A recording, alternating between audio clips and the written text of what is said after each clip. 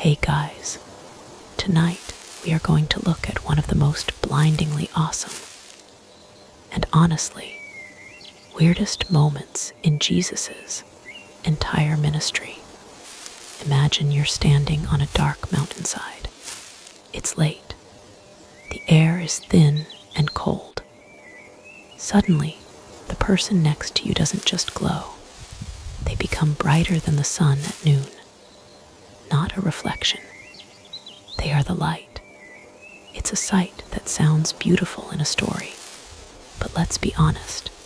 If you saw that unfiltered divine glory, you probably won't survive this.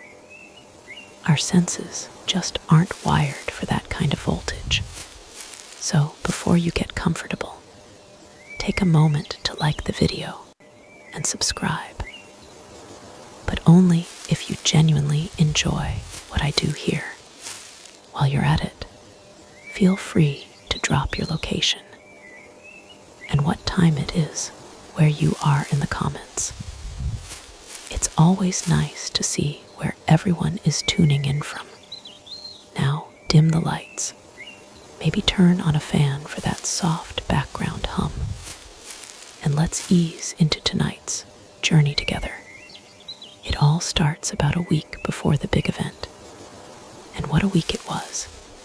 You see, the disciples, especially Peter, had just had their aha moment.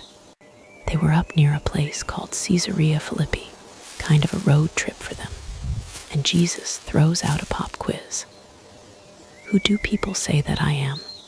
The answers were all over the place. Some say John the Baptist, back from the dead. Others say Elijah, the great prophet. Maybe Jeremiah, or one of the other old school prophets. They were all good guesses, respectable guesses, but they were all wrong. Then Jesus leans in a little. Okay, but who do you say I am? And this is where Simon Peter, bless his heart, just blurts it out. He's not one for overthinking old Peter.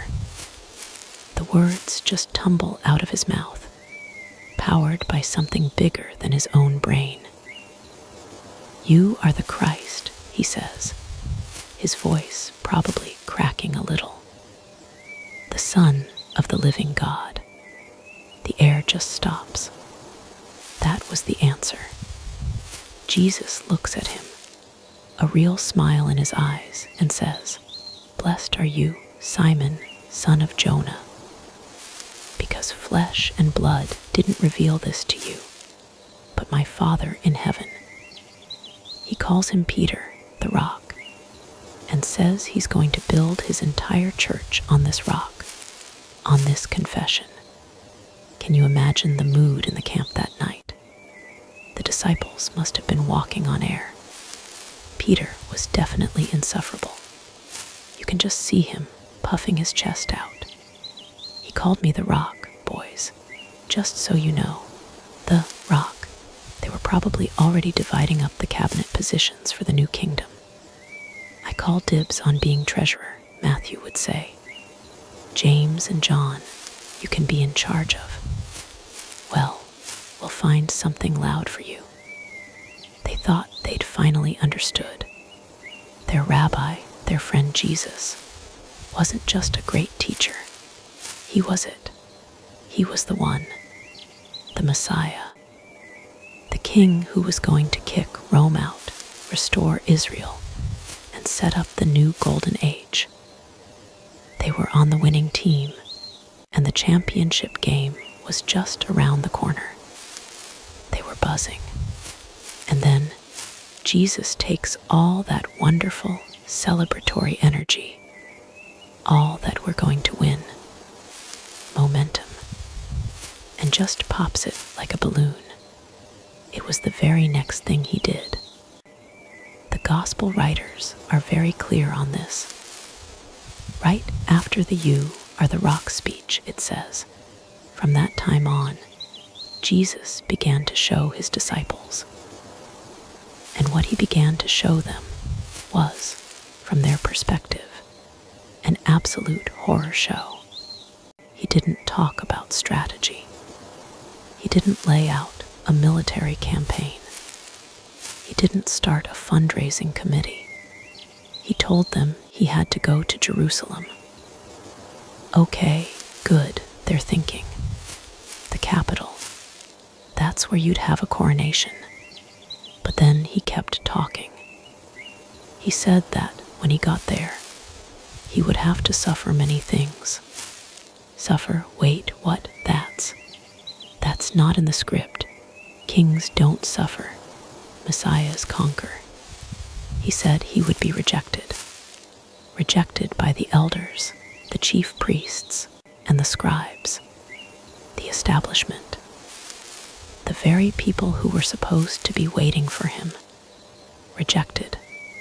No, they'll recognize you. Peter just did. They'll see the miracles. They'll hear the teaching.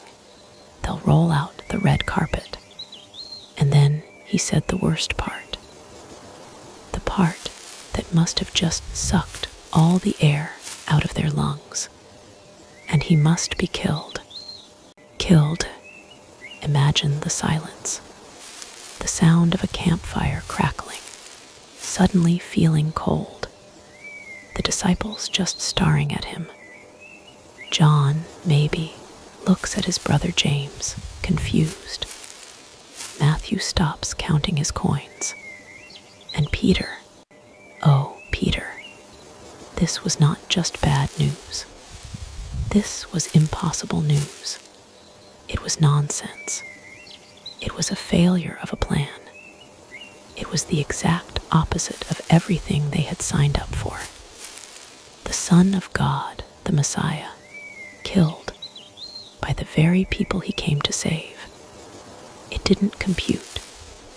It was like saying the sun was going to rise in the west, or that water was suddenly dry. Peter, the brand new rock, the guy who had just been given the keys to the kingdom, couldn't stand it. He couldn't let this stand. He loved Jesus. He had just declared him the winner. And winners don't talk about being killed. So he does something incredibly brave and incredibly foolish. He takes Jesus aside. He pulls his master, the Son of the living God, off to the side like a buddy you're about to give a stern talking to. And he starts to rebuke him. Can you picture it? Jesus, what are you talking about? Don't say things like that. Suffer, killed. Listen to me. And Matthew's gospel gives us his exact words. Never, Lord. This shall never happen to you. He's trying to protect him. He's trying to save Jesus from his own crazy, defeatist talk. In Peter's mind, he's being the good friend, the strong rock Jesus just said he was. He's holding the line, and Jesus turns on him. He doesn't say, Peter, I appreciate your concern. He doesn't say, I know this is hard to understand. He looks at his best friend, his new rock, and says the harshest words he ever speaks to one of his own. Get behind me, Satan. Satan, imagine the sting. Imagine the shock of that word. He just called him Peter, the rock. Now he's calling him Satan, the accuser, the tempter. You are a stumbling block to me, Jesus says, his voice probably not angry, but sharp with a terrible clarity. You do not have in mind the concerns of God, but merely human concerns. In that 1 second, Peter's entire world, which had just been rebuilt, was smashed to pieces again. Jesus was telling him that his good intentions, his loyalty, his desire to protect his friend, was actually a demonic temptation. It was the easy way out. It was the same temptation Jesus faced in the wilderness. You can have the crown without the cross. can be a king without the suffering. And Peter, in his loving, misguided human way, was offering that same exact temptation. You don't have to suffer, Lord. We'll protect you. We'll fight for you. This dying thing is a bad plan. Jesus was slamming the door on that idea hard. He was saying, the suffering and the dying is the plan. It's the only plan. And by trying to talk me out of it, you're not being my friend, you're being my enemy. The other disciples, who were probably close enough to hear, must have just frozen. Their leader just called their other leader Satan. The whole winning team vibe was well and truly gone. The confusion was probably so thick you could cut it with a knife. What on earth was going on? But Jesus wasn't finished. This was a teaching moment, the hardest one they'd ever had. He calls all of them over, and maybe even some of the crowd that was following them. He looks at this stunned, silent group of followers. They had all, in one way or another, signed up for the glory and victory package. And now, he was going to read them the real terms and conditions.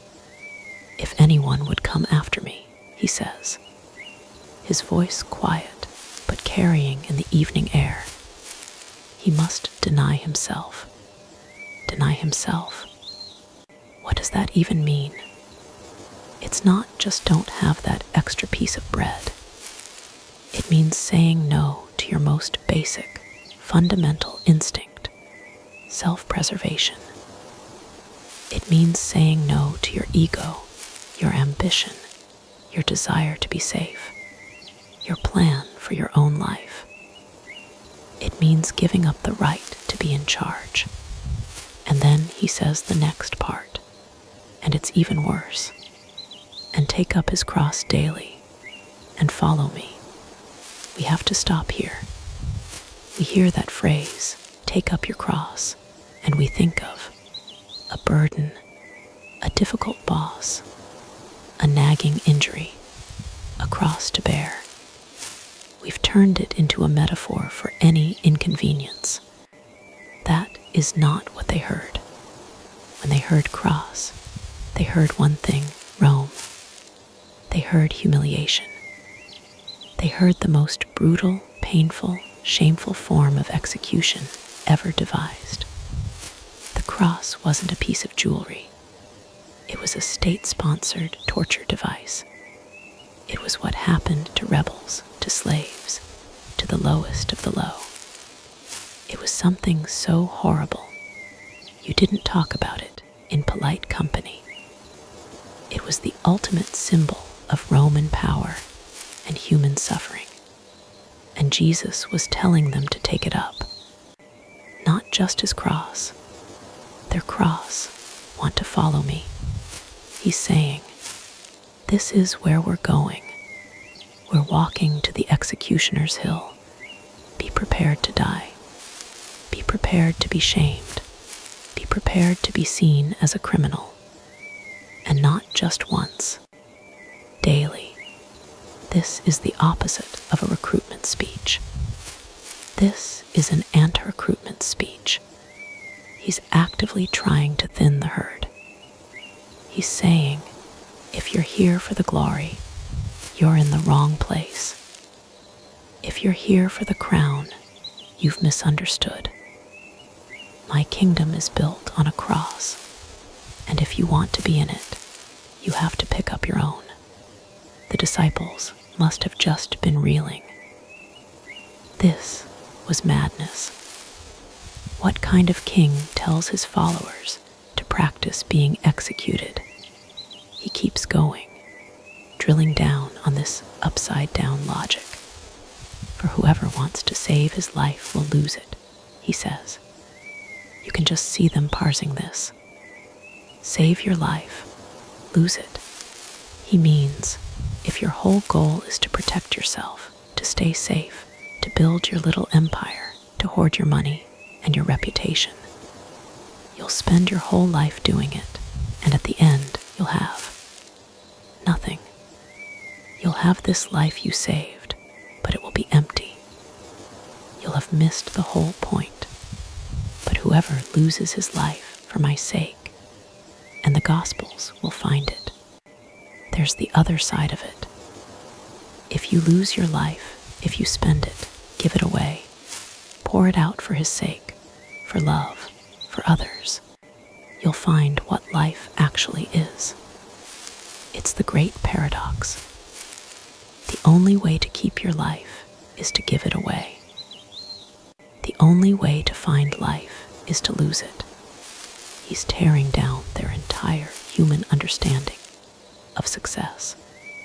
What good is it, he asks them, for a man to gain the whole world, yet forfeit his soul? Imagine that. You win. You get everything.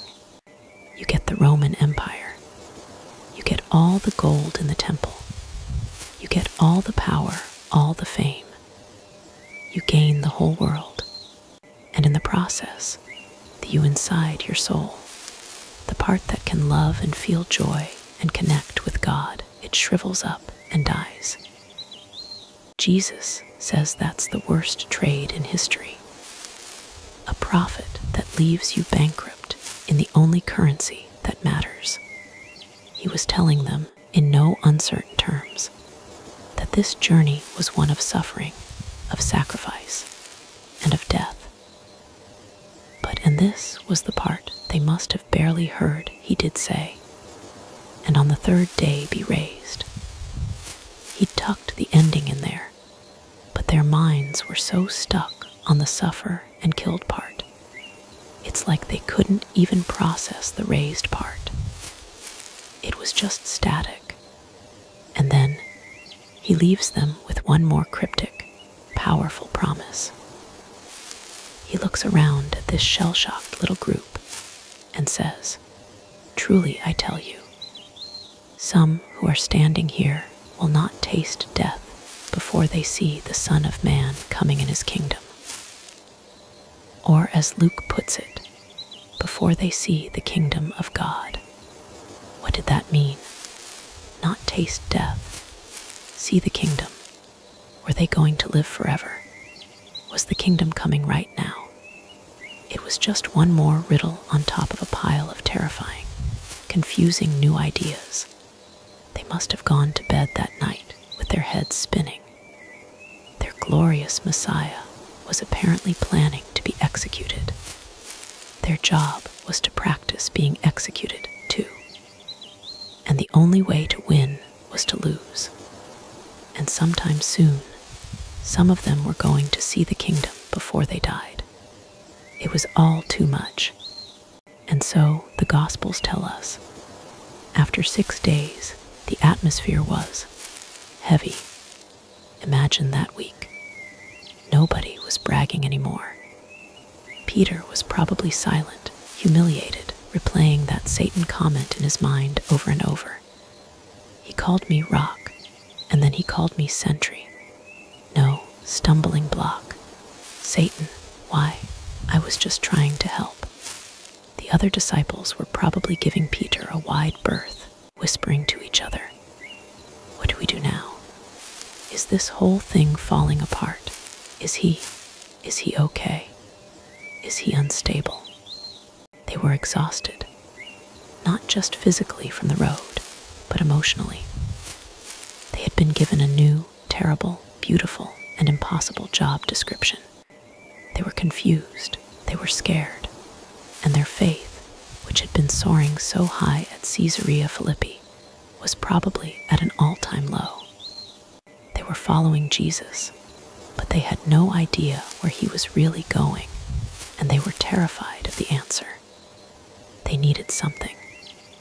They didn't know what it was, but they needed reassurance. They needed a glimpse of why. Why the cross? Why the suffering? They needed to see what was on the other side of all this losing. They needed a reminder of who they were really following. And that's when Jesus, after letting this heavy new reality sink in for a week, decides to take a walk. He doesn't take everyone. This isn't a public demonstration. It's something private, something intimate. He calls over the inner circle. Peter, yes, Peter, the one who had just failed so badly. He still gets to come. Jesus doesn't discard him. And the brothers, James and John, the sons of thunder, the passionate, intense ones, just those three. He doesn't tell them where they're going. He just says, "Come with me." And he leads them away from the other disciples, away from the crowds, and he starts to walk toward a high mountain. We don't know for sure which mountain it was. For a long time, tradition said it was Mount Tabor, which is a beautiful, shapely hill. But it's not that high, and it was pretty populated back then. A lot of scholars think it was more likely Mount Hermon, which is massive. It's a real mountain, over 9,000 feet tall, with snow on its peaks even in the summer. It's isolated. It's remote. It's the kind of place you'd go to be truly, utterly alone. And it's a climb. This isn't a gentle afternoon stroll. This is hours of walking. Uphill, over rocks. The air gets thinner. Their legs burn. They're probably sweating, breathing hard, and wondering, where are we going? The climb itself is part of it. They're leaving the world behind, literally. With every step, the noise of the crowds, the arguments, the confusion of the past week, it all gets a little further away. It's just the four of them, the rhythmic sound of their sandals on the stones, and the rising wind. Luke, in his gospel, gives us the one-word reason for the trip. Jesus went up the mountain to pray. This whole thing was a prayer meeting. After that week of intense teaching and emotional turmoil, Jesus needed to connect with his Father. And he was bringing his three most confused, exhausted, and probably still grieving friends with him. They finally get to the top, or at least to a high, secluded place. The sun is probably setting by now. The world below them is just a map of shadows. It's cold. It's quiet. The kind of quiet that feels vast and ancient. And Jesus begins to pray. Peter, James, and John. Well, they do what any of us would do after a long, hard week and an exhausting climb. They find a rock to lean against. Luke tells us, with a wonderful touch of honesty, that they were very sleepy. They're trying to stay awake. They're trying to pray with him. But their eyelids are heavy. The world is soft and fuzzy at the edges. Peter is probably nodding off, the Satan comment finally dissolving into a tired blur. James and John are slumped against each other. The whole heavy, confusing week has led them to this, a cold, dark mountaintop, where they are failing to even stay awake for their friends' prayer meeting. They are completely unprepared. They are exhausted. Their guards are down. They are half asleep, which is the perfect state to be in, for your entire reality to be torn open. They're drifting, and then something changes. The quality of the air, a light, not the moon, a light that's wrong, a light that's too bright. And they groggily, squintingly, open their eyes. And what they see, it's not Jesus as they know him. not the dusty rabbi from Nazareth. It's something else entirely.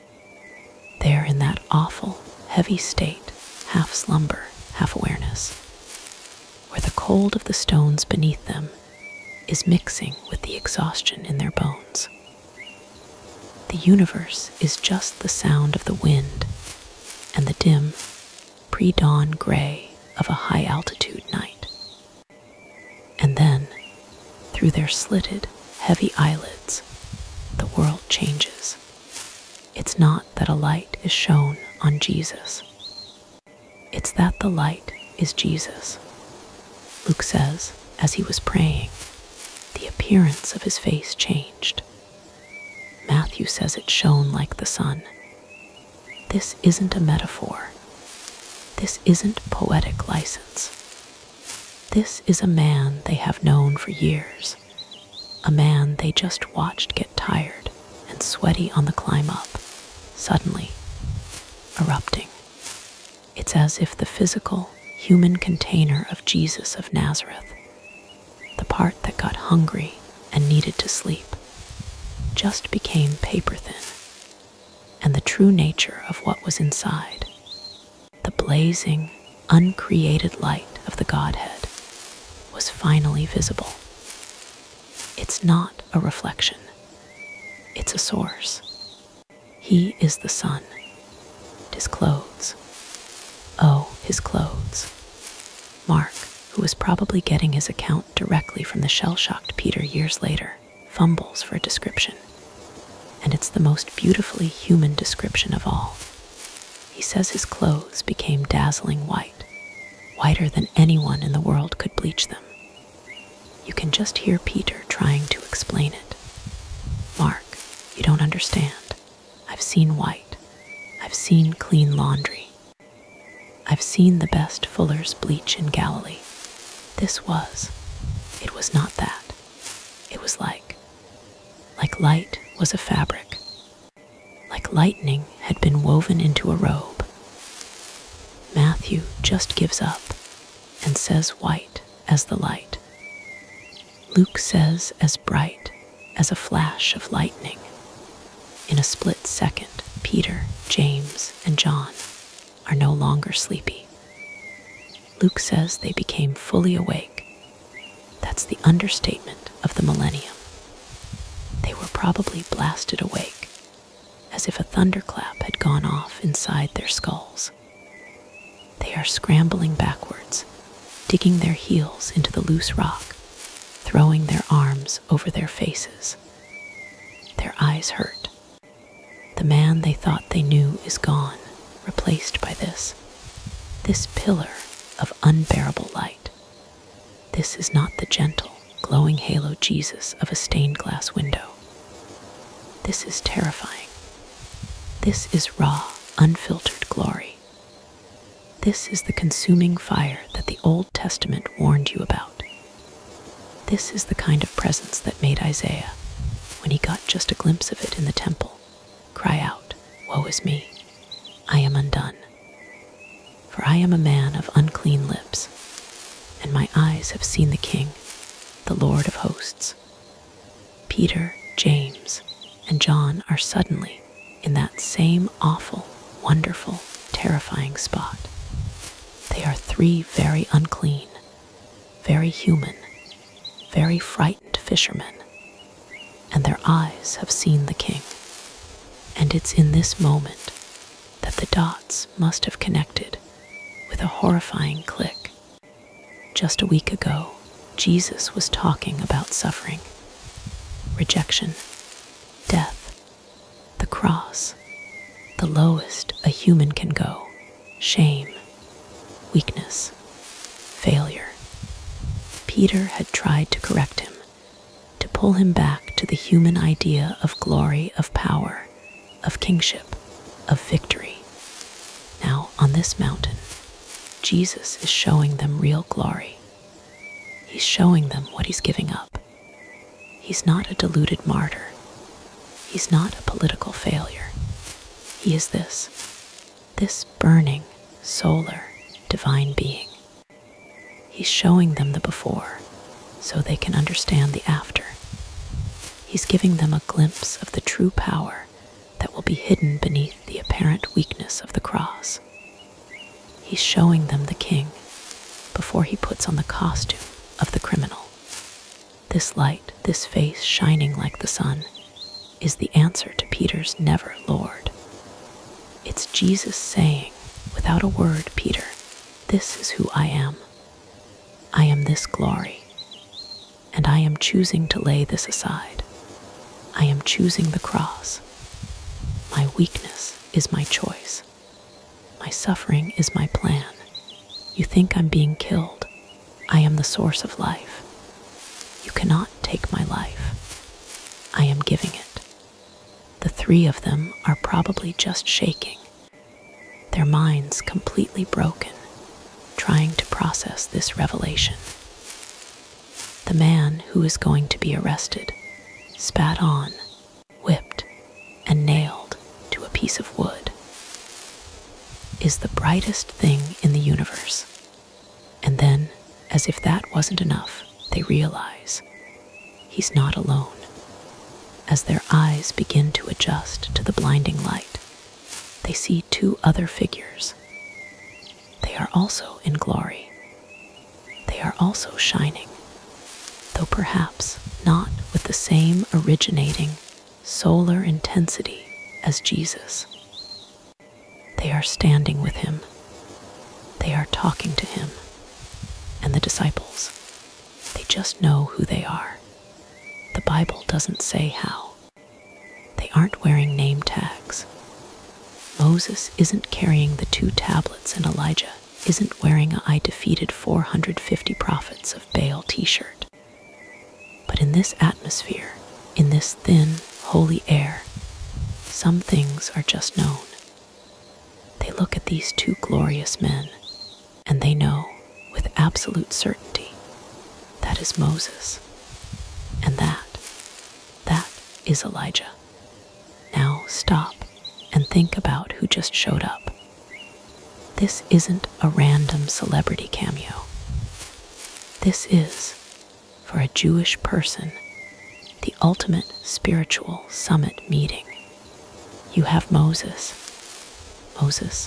the man who is the law, the man who was found in a basket, who spoke to a burning bush, the man who confronted Pharaoh, who stretched out his staff over the Red Sea, the man who went up this very mountain range, Horeb, in Sinai, and disappeared into a cloud of God's glory for 40 days, the man who came down that mountain with his face shining so brightly that he had to wear a veil, the man who gave them the Torah, the covenant, the very structure of their relationship with God. Moses is the foundation, and you have Elijah, the man who is the prophets, the wild, fiery, uncompromising prophet who confronted wicked kings, the man who called down fire from heaven on Mount Carmel, the man who also fled to this same mountain, Horeb, and hid in a cave, and heard God pass by, not in the wind or the earthquake or the fire, but in a still, small voice. Elijah, the one who, at the end of his life, didn't even die. He was just taken, snatched up into heaven in a chariot of fire. He was the ultimate prophet, and crucially, the very last book of the Old Testament, Malachi, promised that God would send Elijah the prophet before the great and terrible day of the Lord arrives. His appearance was the signal that the end times, the age of the Messiah, was here. So here they are, the law and the prophets, the 2 pillars of the entire Old Testament, the entire revelation of God to Israel, summed up in 2 men. And what are they doing? They are standing on either side of Jesus. They are looking at him. They are talking to him. The law and the prophets are reporting for duty. They are pointing to him, deferring to him. This one moment visually screams, "This is the one. This is the one we were all writing about. This is the one Moses' laws were pointing to. This is the one Elijah's prophecies were all about." All of history, all of scripture, was just the introduction. This is the main character. And what, of all things, are they talking about? Peter, James, and John are straining to hear, eavesdropping on the most important conversation in history. Are they talking about the creation of the world, the secrets of heaven? No. Luke, and only Luke, tells us. It's the most stunning detail of the entire event. They spoke about his departure, which he was about to bring to fulfillment at Jerusalem. His departure. The Greek word is exodos. His exodus. Let that sink in. Moses, the man who led the original exodus, the great defining act of God's salvation, freeing the slaves from bondage in Egypt, is now on this mountain, talking to Jesus about his new coming exodus, an exodus that will happen in Jerusalem. They are talking about the cross. They are talking about his death. This one conversation is the entire key. Just a week ago, Peter heard Jesus talk about his departure in Jerusalem and said, "Never, Lord. This is a failure. This is a terrible plan." Now, Peter is forced to listen as Moses and Elijah, the two greatest heroes of his faith, talk about that same exact event. And they are not calling it a failure. They are calling it a fulfillment. They are calling it the goal of all of history. They are discussing it as the new Exodus, the greater Exodus. Moses' Exodus saved people from a bad king. Jesus' Exodus is going to save all of humanity from sin and death itself. This entire glorious, terrifying light show is a divine thumbs up for the cross. The Father has sent the two greatest representatives of his old covenant to confirm the plan for the new one. They are encouraging Jesus. They are validating his mission. They're basically saying, "This is it, Lord. This is what it's all been about. The law, the prophets. We just laid the groundwork. You are the one who will build the house. Go to Jerusalem. Fulfill the plan. Complete the real Exodus." This must have been a comfort for Jesus too. We often forget his humanity. He was about to face the most profound physical and spiritual agony imaginable. He was a man of sorrows. And here, his Father gives him this moment. He pulls back the veil and lets his Son stand in his own native glory and sends him the great cloud of witnesses, Moses and Elijah, to strengthen him for the ordeal to come. It's a strategy meeting, a huddle before the final, terrible, wonderful play. But Peter, James, and John, they're just there. They are terrified. They are confused. They are heavy with sleep, but they're awake. They're seeing and hearing things their brains can't possibly categorize. And then the moment starts to wind down. Luke says the two men, Moses and Elijah, were about to leave him. The vision is fading. The light is perhaps dimming. The two figures are starting to withdraw. And Peter, oh, wonderful, impulsive human Peter, he can't stand it.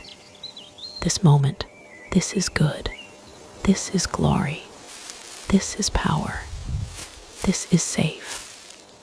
This is what being with the Messiah is supposed to feel like. Down there in the valley, down there in Jerusalem, that's where the scary talk is.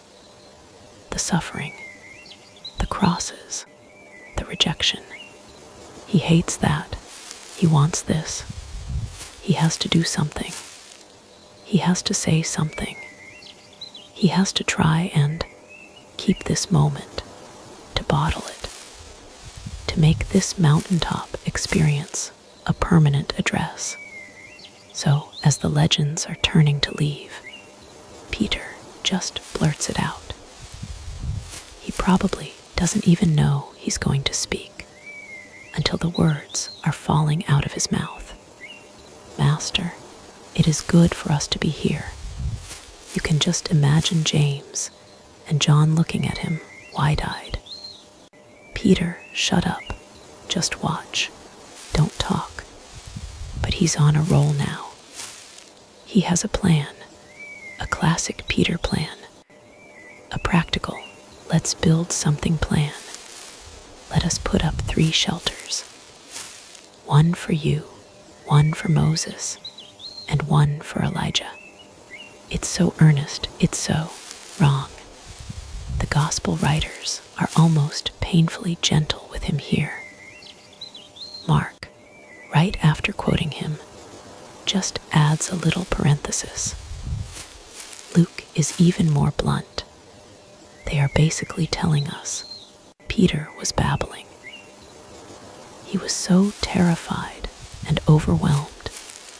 His brain just short-circuited, and he started talking about construction. But let's look at what he's really saying. He's saying, let's stay. Let's build a shrine right here. This is the new kingdom, right here on this mountain. Forget Jerusalem. Forget the cross. Let's just camp here with the glory. This is so much better than the suffering plan. He is, once again, trying to get the crown without the cross. He's trying to build a home for the glory, not realizing the glory is just a preview of what's on the other side of the suffering. And look at his other mistake. 1 for you, 1 for Moses, and 1 for Elijah. He's putting them all on the same level. He's building a hall of fame. He's saying, Jesus, you're one of the greats. You're right up there with the legends. What a team. The 3 greatest figures in history, right here. He still doesn't get it. He's just been shown the subject of all of Scripture, and he's still trying to file him away on the shelf with Scripture. He's seeing the sun, and he's offering to build a display case for it, right next to the display cases for the 2 light bulbs. He's babbling, yes, but his babbling reveals that his heart, his theology, is still human. It's still stuck on human concerns. He's terrified. He's impressed. But he hasn't understood. He's seen the glory, but he hasn't understood the identity. And so, just as this ridiculous, heartfelt, and completely wrong offer is hanging in the cold mountain air, 1 for Elijah, Peter is interrupted. He's interrupted by something even more terrifying than the light. He's interrupted by the source of the light. His offer to build a tent for God is about to be answered by the very thing that filled the first tent, the tabernacle, in Moses' day. Peter's babbling is cut short by a cloud. Peter is still mid-sentence. The words 1 for Elijah still hanging in the frigid, supercharged air. He's babbling, trying to anchor this terrifying, glorious moment in something solid, something human, something constructible.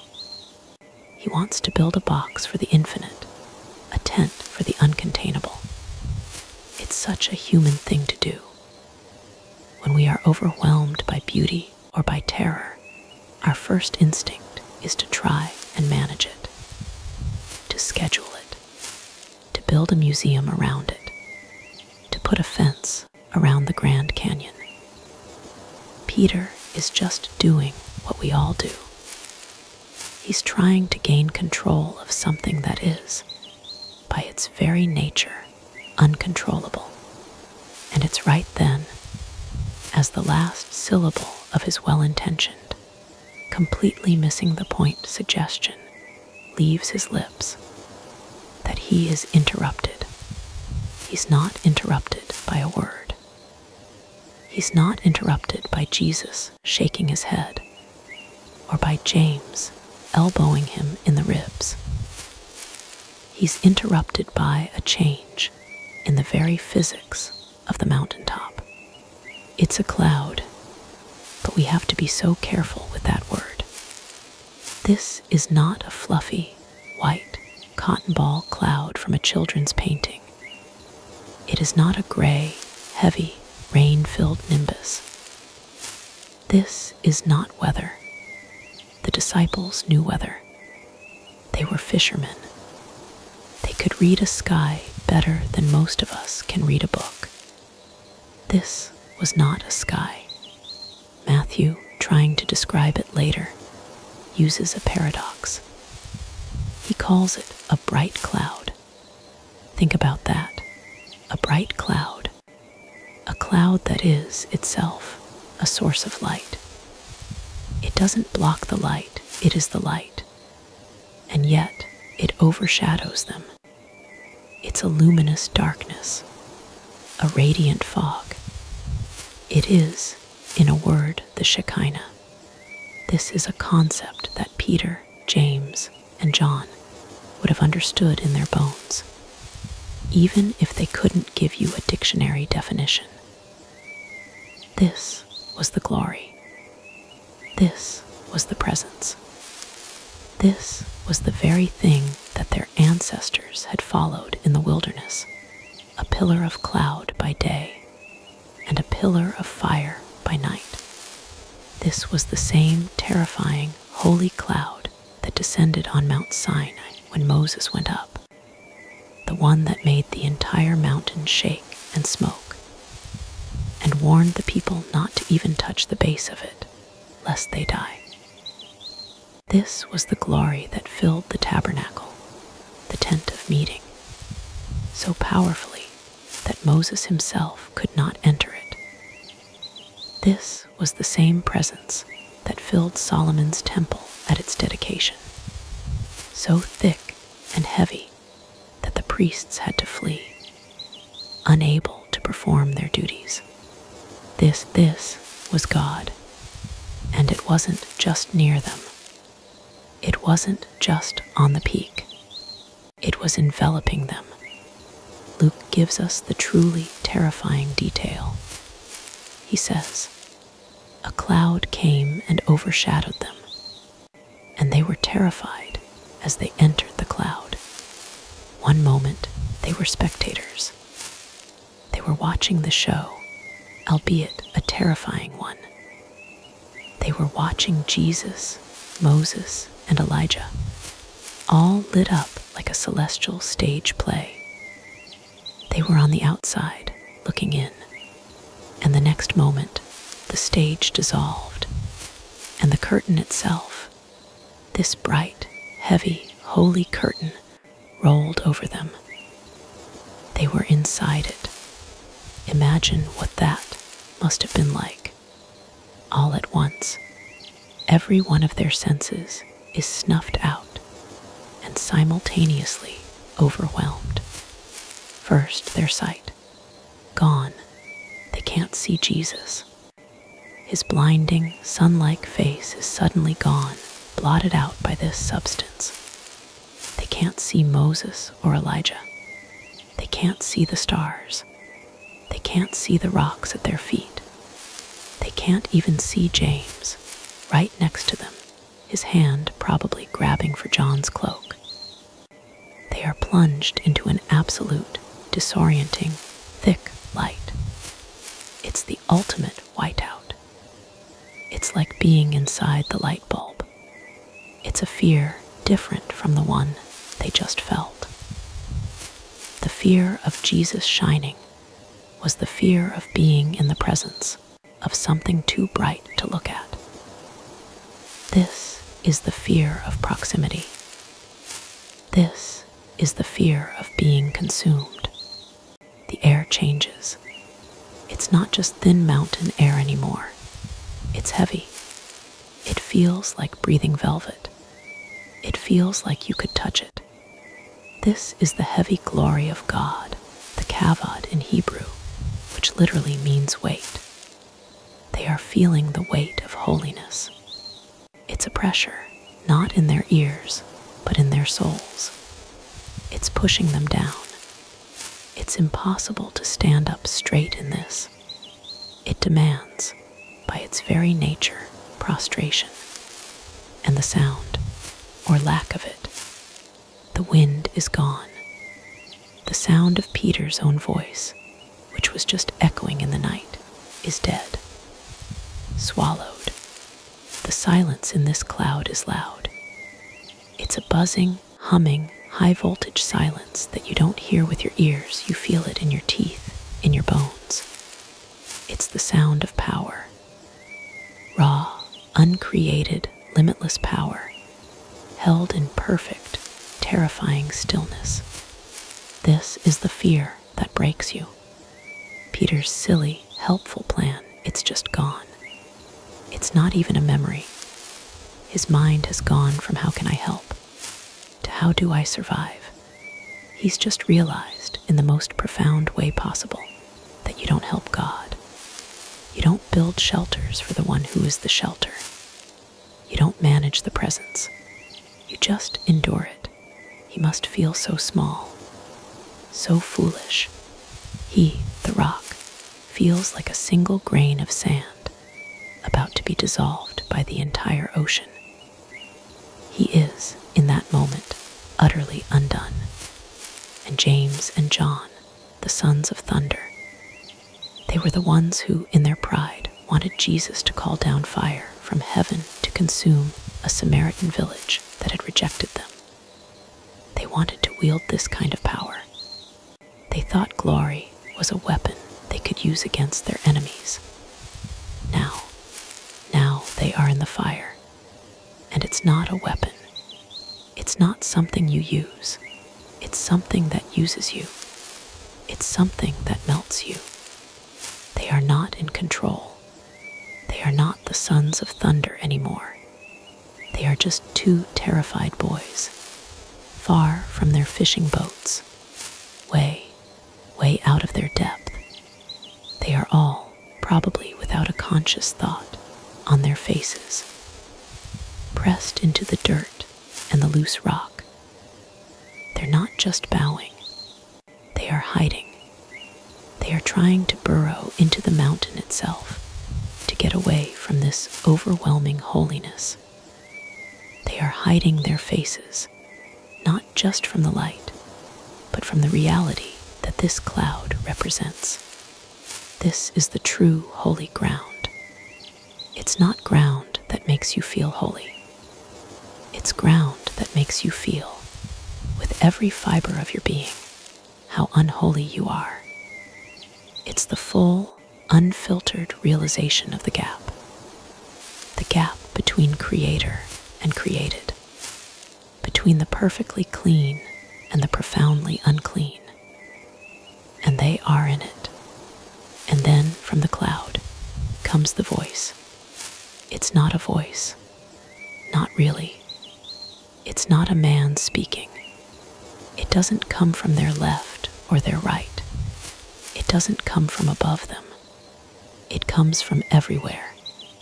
It comes from the rock they're pressing their faces into. It comes from the air they're afraid to breathe.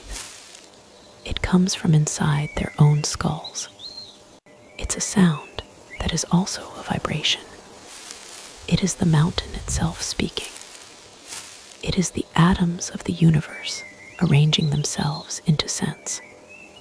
It is the sound of many waters, as John would later try to describe it in Revelation. It is the sound of authority, the sound of Is. It is the voice of the Father. And he says just a few words, but these words are the entire point. They are the climax of the entire event. They are the reason for the mountain, the light, the visitors, and the cloud. The voice says, "This is my Son, the beloved." Let's just stop there. This is. It's a declaration. It's an identification. Remember Peter's plan. One for you, one for Moses, one for Elijah. Peter had, in his terrified, babbling heart, put Jesus on a list. A very, very good list. The Mount Rushmore of Judaism. But he was, in Peter's mind, one of the greats. And the Father, from the very cloud of his own presence, reaches in and corrects him. He doesn't say, "These are my 3 favorite people." He points with his very voice to one figure. The other 2, Moses and Elijah, the law and the prophets, they are silent. They are servants. They are, in this moment, just part of the supporting cast, the glorious witnesses. The Father's focus is singular. This one is different. This is my Son, not my servant. Moses was called a servant of God, not my prophet. Elijah was a prophet of God. The Father uses the most intimate, unique, and absolute word. Son. This is the identity. This is not just a man who obeys God. This is not just a man who speaks for God. This is the one who shares the nature of God. This is family. Peter, James, and John are on the ground, and this truth is being hammered into their very beings. The man they just saw shining, the man they've been following, eating with, listening to, he is not just the Messiah. He is not just the King. He is the Son of the living God. Peter had said the words a week before, but it was a confession. Now, it's a revelation. Now, it's being confirmed by the only one who could possibly confirm it. And then the Father adds the relationship. The beloved. This isn't just a title. This is affection. This is the Father's heart made audible. This is the same exact phrase that was heard at Jesus' baptism, just before he began his ministry. You are my beloved Son. At the start of the journey, the Father declared his love and his identity over Jesus. And now, here at the pivot point, as Jesus is steeling himself for the end of the journey, the Exodus in Jerusalem, the Father shows up again. He shows up to say, nothing has changed. He is still my beloved. He is walking the path I have set for him. He is heading towards the cross, and he is doing it as my beloved Son. And then, the final piece of the declaration. With HIM, I am well pleased.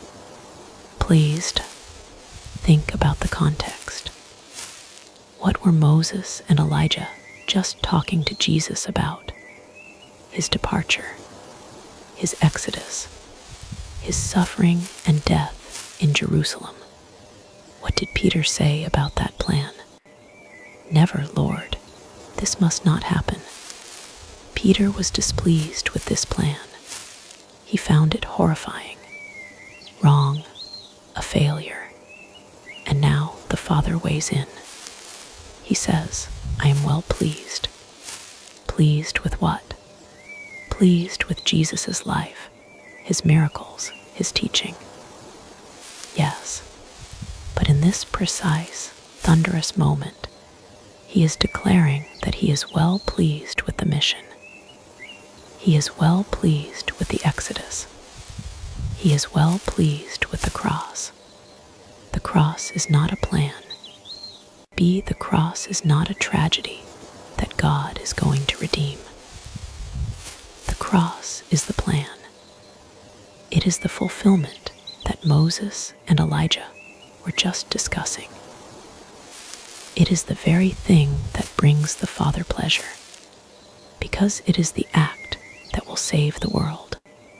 This is the ultimate divine stamp of approval on the terrible news Jesus had shared a week earlier.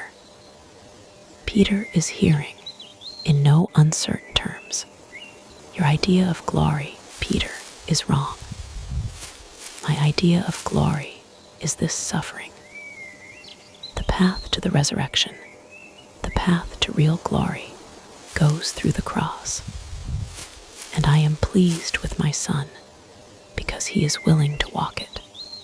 The identity, the relationship, the approval. And then, after all of that, comes the command. The so what for the 3 terrified men on the ground. Listen to HIM. It's sharp, it's absolute, it's not a suggestion, and it is aimed squarely at Peter, who had just been talking. Peter, who had just been building. Peter, who had, a week before, not been listening, but had instead been rebuking Jesus. Peter, who had been mindful of human concerns, not the concerns of God. Peter, the Father himself, from the center of his own glory, has to tell the disciples, "Be quiet. Stop talking. Stop trying to manage me. Stop trying to build your kingdom. Stop telling my son how his mission should go. Just listen to him." It's the most profound "shut up" in all of history. When he tells you he is going to suffer, listen to him. When he tells you that you must also take up a cross, listen to him. When he tells you the first will be last, listen to him. When he tells you the only way to save your life is to lose it, listen to him. His words are my words. His plan is my plan. Stop arguing. Stop being afraid. Stop your human, terrified, well-intentioned babbling. And listen. This is the great transfer of authority. The Father is essentially saying, Moses gave you the law. Elijah gave you the prophets. They were wonderful. They were my servants. But their job is done. The law and the prophets were just the introduction. Now the story is here. Don't listen to them anymore. Listen to him. He is the one they were pointing to. He is the Son. He is the final word. And after that command, silence. The voice is gone. The thrumming, bone-deep vibration stops. But the cloud is still there. The heavy, terrifying, holy presence is still pressing them into the ground. And the disciples, they are beyond terrified. Matthew's gospel gives us the upgrade. After the voice, he says, they fell on their faces and were terrified. This is a new level of fear. This is not just awe. This is not just disorientation.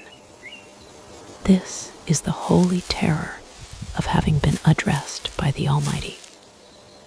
They have just been given a command by the Creator of the universe. They have been in the presence of the ultimate judge. They are paralyzed. They are not moving. They are not peeking. They are not whispering. Did you hear that? They are just flat. They are trying to press themselves through the rock. holding their breath. They are convinced in that moment that this is it. This is the end. No one can see God and live. They just heard God. They are dead men. They are just waiting for the end. They are face down in the dirt. Their minds are completely, utterly, and finally empty. All their own plans, their own ambitions, their own fears, their own ideas of what the kingdom should look like. They've all been scoured out, blasted away by the light, smothered by the cloud, and then silenced by the voice. They are just waiting for what happens next, waiting to be consumed, waiting for the final judgment. They just lie there, broken, silent, and utterly terrified. They are flat on the ground. It's a complete, involuntary prostration. This is not worship, it's a reflex. It's the human body's emergency shutdown sequence when exposed to the raw, unshielded presence of the Creator. Their faces are pressed hard into the cold, sharp gravel of the mountaintop. Peter's cheek is mashed against a small, rough stone, and he can feel its edges digging into his skin. A tiny point of specific pain in an ocean of overwhelming, existential terror. He can smell the ozone and the dust. He can smell the metallic wrongness of the air. It's the smell of lightning, not after it strikes, but from inside the bolt. Their minds are just static, white noise. The voice, that universe-bending, bone-vibrating sound that wasn't a sound, has stopped. But the imprint of it is left on them, like the bright, searing afterimage of a flashbulb, but on their very souls. The command, listen to him, is still ringing in their ears, or rather in their minds. It wasn't a suggestion. It was a rewiring. It was a fundamental law of physics. Like gravity exists, or fire is hot. The Creator of all things had given them a direct, simple, and utterly terrifying order. And now silence. The heavy, weighted silence of the cloud. The cloud is still there. They can feel it. It's a pressure on their backs. It's a thickness in the air they are afraid to breathe. They are inside the Holy of Holies, the place where only the high priest could go once a year after weeks of purification. And even then, with a rope tied around his ankle, just in case. And they, 3 unpurified, terrified fishermen, are just in it. Peter's mind, in that eternal second, is a loop of pure, crystalline fear. I am dead. This is what dead feels like. I'm a dead man. I saw it. I heard it. No one can see God and live. I am dead. And then a wave of something even worse, shame. I offered to build it a tent. A tent. I'm an idiot. I'm not just a dead man. I'm an eternal idiot. I tried to manage the Creator. I tried to talk. The voice said, listen, and I was talking. I'm so dead. James and John are no better. Their bravado is gone. The sons of thunder are just 2 terrified boys hiding from the real thunder. They had wanted to call down this fire. Now they know. You don't call this. You don't use this. This is. And you are just not. They are rigid with fear, their knuckles white as they grip handfuls of dirt and rock, as if trying to physically anchor themselves to the planet before the presence dissolves them completely. How long do they lie there? It's impossible to say. In their perception, it could have been a lifetime. It could have been 3 agonizing, breathless seconds. They are just waiting, waiting to be consumed, waiting for the end. They have touched the third rail of the universe. They have seen the architect. And now they are waiting for the consequences. And then, through the thick, pressurized silence, comes a sound. It's not the voice. It's not the thunder. It's the sound of a sandal ungravel crunch. A small, single human sound. It's the most terrifying sound they have ever heard. Something is moving in the cloud. Something is walking toward them. Is it the voice, now given a form? Is it an angel of death coming to collect their terrified souls? Is it the hand of God reaching out to unmake the 3 men who saw too much? Peter squeezes his eyes shut even tighter. He can't bear it. Don't touch me, don't touch me, don't touch me. He's trying to make himself smaller, to sink into the rock itself. Another crunch, closer. The sound of fabric. A simple woolen swish. And then a touch. It lands on Peter's right shoulder. And it's not what he expected. It's not a zap of unmaking. It's not a strike of judgment. It's not a hand of fire. It's warm. It's firm. It's gentle. It's a hand, just a hand. A hand with calluses on it. A hand that feels familiar. It's a hand that has touched him 100 times before. A hand that has pulled him up into a boat. A hand that has broken bread and passed him the cup. A hand that has healed his own mother-in-law. It's the hand of Jesus.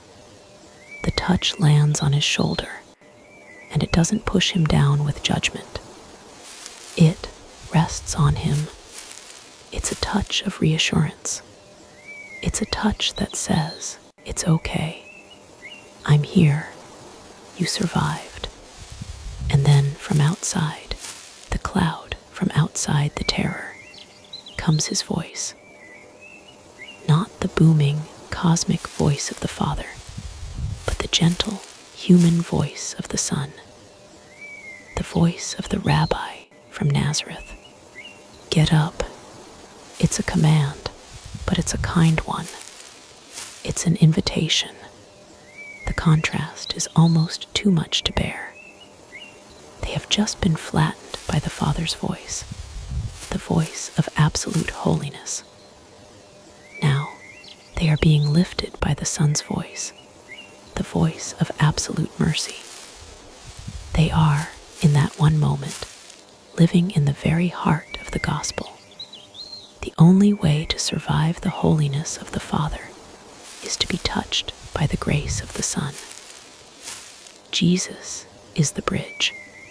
He's the one who can stand in the cloud, who is the glory, but who can also reach out of it and touch a terrified, dirt-covered fisherman and not destroy him.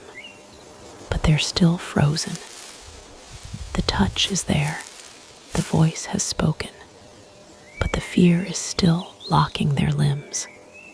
So Jesus speaks again. And this time, he says the most powerful and creative words in the spiritual vocabulary. Don't be afraid. This isn't a scolding like, you shouldn't be afraid. It's not a suggestion like, hey, try not to be afraid. It's a declaration. It's a creative act. Just like let there be light, Jesus's don't be afraid is a word of power. It doesn't ask them to stop being afraid. It makes their fear stop. It's a gift. He is giving them back their courage. He is giving them back their breath. Peter feels it. paralysis in his chest breaks. He sucks in a huge, shuddering, gasping breath, the first one he's taken since the cloud hit. It's the breath of a man who just broke the surface after being held underwater for too long.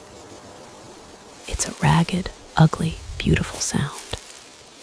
Beside him, he hears James and John do the same. A chorus of 3 gasping, traumatized men being literally spoken back to life. "Get up," Jesus says again, his hand still firm on Peter's shoulder. Slowly, so slowly, Peter opens one eye, the one that isn't mashed into the gravel. He's expecting the cloud, the blinding, luminous, thick fog. But it's gone. He sees the ground just rocks, dark, normal pre-dawn rocks. The air is just air. It's cold, it's thin. The pressure is gone. The weight is gone. The metallic smell is gone. He pushes himself up onto one elbow. His whole body is trembling, as if with a high fever. He feels filthy. His face is streaked with dirt, and he realizes, with tears. His hands are caked in mud where he was gripping the ground. He looks at James and John. They are a mess. They are pale as ghosts, their eyes wider than any human eyes should be. They look like men who have just seen, well, exactly what they just saw. They are staring not at him, but at something behind him. Peter twists, pushing himself up to his knees. He follows their gaze. He looks up, and he sees Jesus. But it's just Jesus. Matthew's gospel makes this point with a beautiful, sudden simplicity. And when they lifted up their eyes, they saw no one but Jesus only. He's not shining. His face is just his face, not the sun, just Jesus. His eyes are clear. He looks maybe tired, maybe a little sad, but he's not a pillar of light. His clothes, they're not lightning.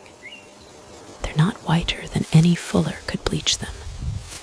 They are his robe, his normal, dusty, probably needs a wash, tan-colored woolen robe.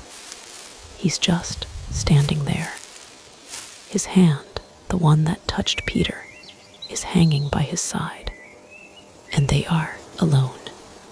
Peter scrambles to his feet, swiping at his dirty face. James and John get up too. They're shaky. They stand there, the 3 of them, staring at the 4th. Where did Moses go? Where did Elijah go? Where did the cloud go? Where did the voice go? Where did the sun face go? It was right here. The entire universe was right here. And now, it's just them and the wind.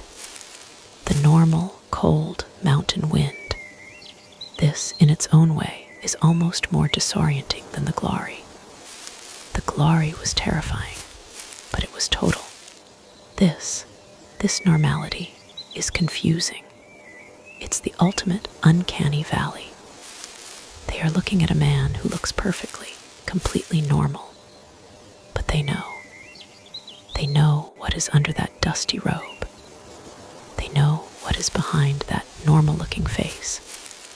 They know that he is, at any moment, capable of undimming himself and ending the universe. How do you talk to that? How do you go back to normal? They can't. They can never go back. They have seen what's under the hood. They've seen the raw, nuclear core of reality, and it has a name, and it has a face, and it's looking at them with kind, tired eyes.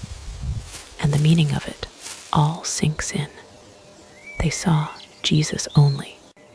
The law is gone. The prophets are gone. The Father's voice has spoken its piece and is now silent.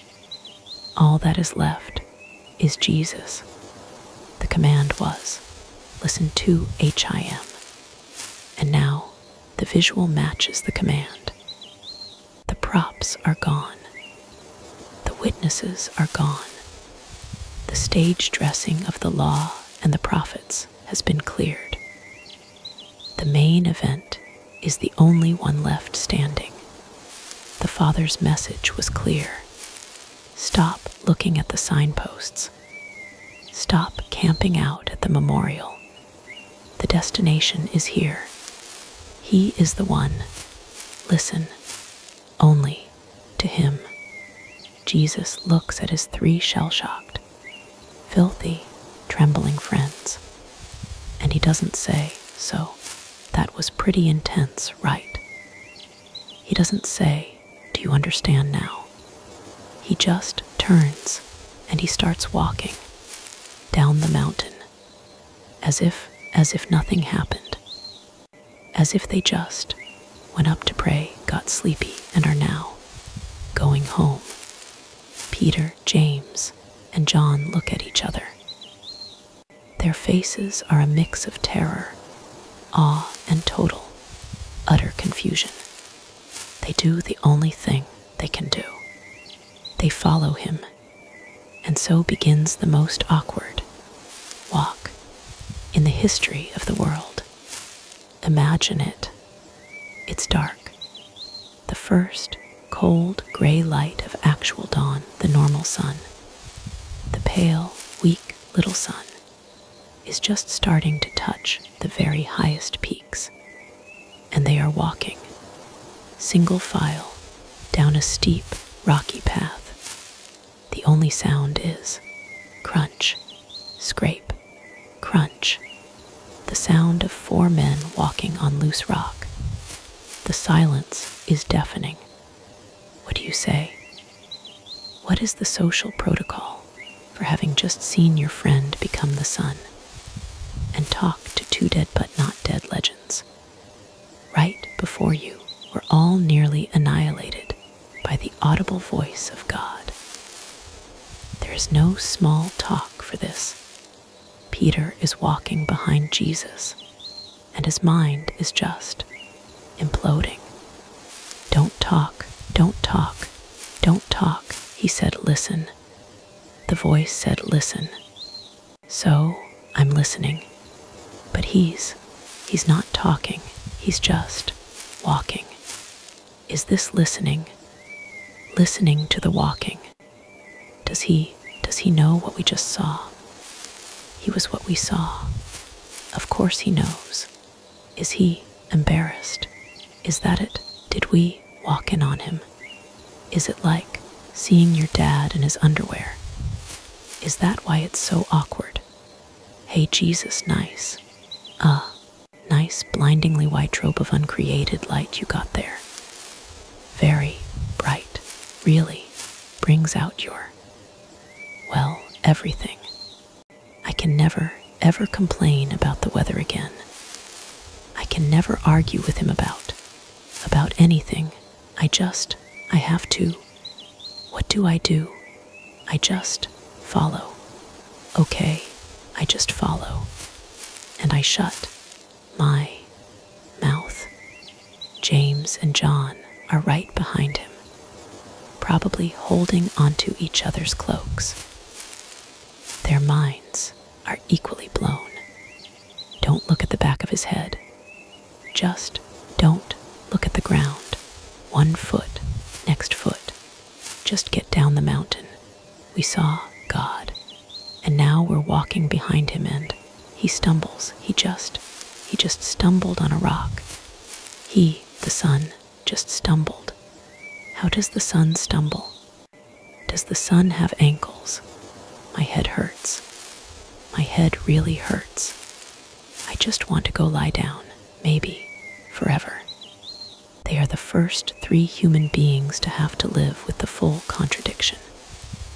The impossible, shattering truth of the incarnation.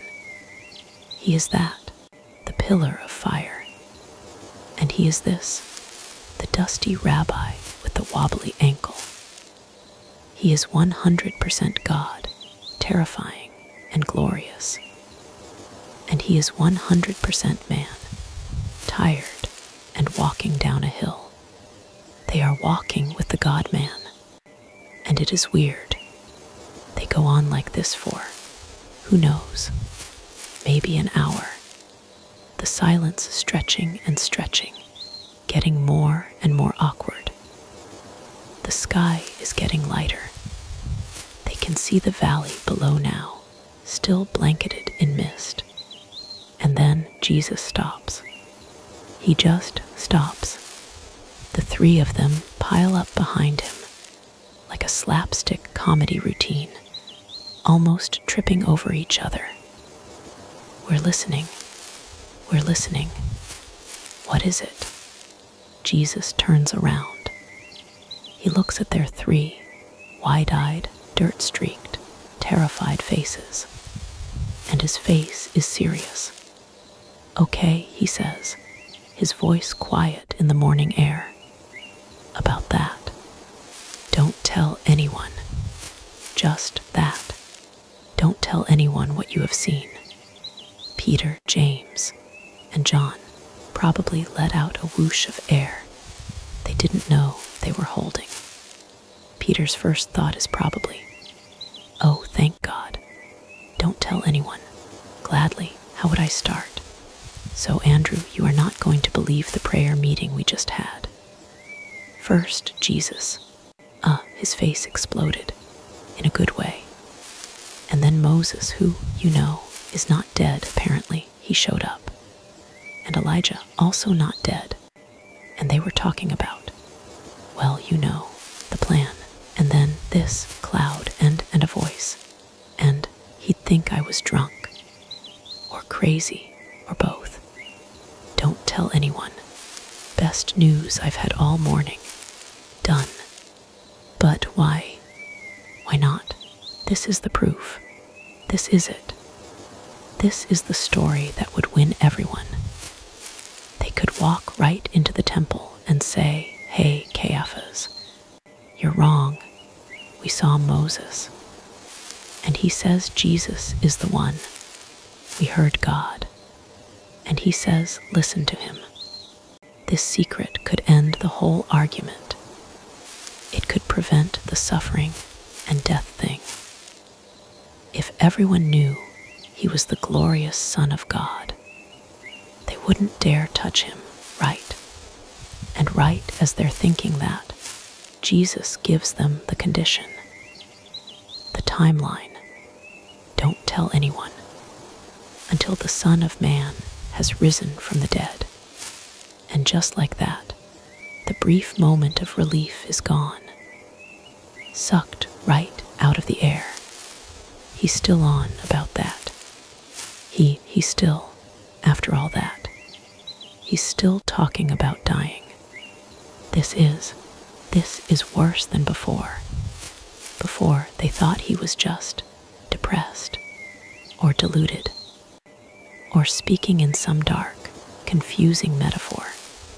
But now, this is the second time. He's linking the two. He's connecting the glory to the suffering. He's saying the telling of the glory can only happen after the fact of the suffering. They just can't, their brains cannot put those 2 ideas together. Glory and death, the Son and the grave, the beloved Son and risen from the dead. The rising part implies the dead part. And dead is the one word that does not compute. Not anymore. Not after what they saw. Mark's gospel tells us exactly what happened next. They kept the matter to themselves, but they began discussing with one another what rising from the dead might mean. You can just see it. Jesus starts walking again, and the three of them are huddled together, walking 10 paces behind him, whispering furiously. What does that mean? Peter hisses. Rising from the dead. Well, John says it means you're dead, and then you're not. I get that, John. Thank you, Peter snaps. But HIM. Dead? Did you see him? The sun. Does the sun die? It doesn't make any sense. Maybe he means, like Elijah. James suggests, Elijah. Rose, didn't he? He just went up in the chariot. He didn't die. Maybe Jesus just means until he goes up to heaven. But he said dead, Peter insists. Last week he said killed. And raised on the third day, that's death. I don't know, Peter. It's too much. My head, I can't. I can't. They are completely, hopelessly stuck. They have a glory data point and a suffering data point, and in their minds, they are a total contradiction. They can't see that the suffering is the path to the glory. They think the glory should prevent the suffering, and because their minds are so stuck on this death contradiction, they reboot. They try to find a different question, a safer question, a question that, maybe, has an answer they can understand. They latch onto the other part of the vision, the part that wasn't Jesus. Elijah, okay, we know about Elijah. The scribes teach about Elijah. This is theology. This is safe. We can ask about that. Peter probably gets up the nerve. He speeds up a little to get closer to Jesus. Teacher. Jesus stops again. He turns. His face is patient. Teacher, the scribes, they say that Elijah must, come first before all this, before the Messiah. It's a textbook question, but it's also a real question. They're trying to make sense of what they just saw. We saw Elijah on the mountain. So were the scribes right? Was that the coming? But he was there, and then he was gone. He didn't restore anything. He just talked to you. So, is he coming back? We're confused about the timetable, Lord. They are trying so hard to fit this square peg vision into the round hole theology they've been given. Jesus looks at them, and you can almost feel the gentle sadness. They saw the sun, and they want to talk about the timetable. They heard the Father, and they want to quote the scribes. They are still stuck. He answers them. He meets them where they are. To be sure, Jesus says, Elijah does come, and he will restore all things. Okay, yes, see, so, when's he doing that? The restoring part. And then Jesus drops the other bomb. The one that, in some ways, is more world-shattering than the light. But I tell you, Elijah has already come. What? The three of them just stare. He has, when, where was that it? On the mountain, that was 30 seconds. He didn't restore anything. Jesus continues, his voice quiet, and they did not recognize him, but have done to him whatever they wished. Who came in the spirit of Elijah? Who was wild, fiery, lived in the desert, called for repentance, pointed to Jesus, who was not recognized by the scribes and the rulers, who just had things done to him, who was arrested, who was killed. The gears are turning, slowly, painfully. A wild man, a prophet, a prison, a weak-willed king, a dancing girl, a head on a platter. Their blood runs cold. Then Matthew's gospel tells us the disciples understood that he was talking to them about John the Baptist. Oh no, that's not glorious. That is horrible. John's end was a tragedy. It was a failure. It was a grubby, awful political assassination. That was the coming of Elijah. Not a chariot of fire, but a head on a platter. This is, in its own way, the most terrifying revelation of the whole day. It reframes John's failed-looking ministry as a divine fulfillment. It means God's restoration looks like rejection and execution. And just as they are processing that awful, stomach-dropping realization, Jesus looks them right in the eye, and he twists the knife. He connects all the dots. He brings it all the way home. In the same way, their hearts just stop. No, Lord, don't say it. The Son of Man is also going to suffer at their hands. And boom, there it is, the real lesson of the descent, the final, terrible, unavoidable point. He has just told them, you want to know about my future? Look at John's past. You think my glory means I'm safe. His calling was to be Elijah, and they beheaded him. My calling is to be the Son, and they will do the same to me. His failure is the blueprint for my fulfillment. This is infinitely worse than the first time he told them. The first time they thought he was wrong, mistaken, defeatist. They could argue with him. Now, they can't argue.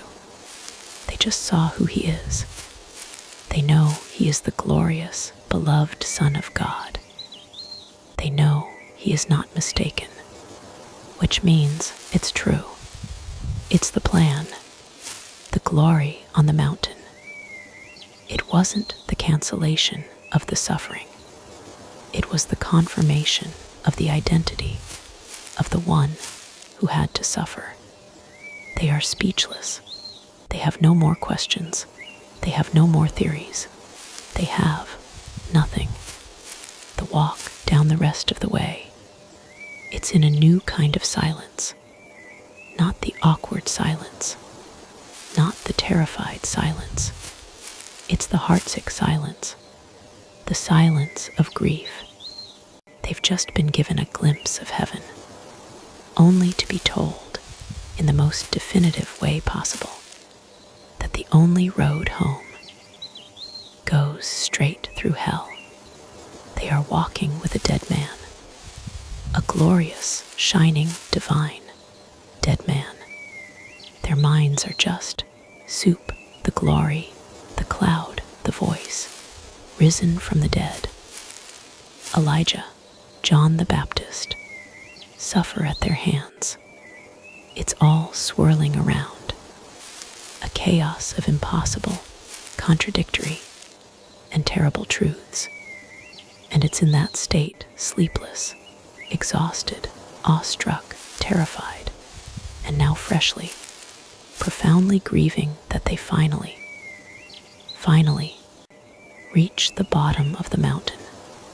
They step out of the quiet, cold, holy stillness of the high places, and they step right back into the world. They see the other 9 disciples, and they see a crowd. And the crowd isn't quiet. The crowd isn't praying. They hear shouting.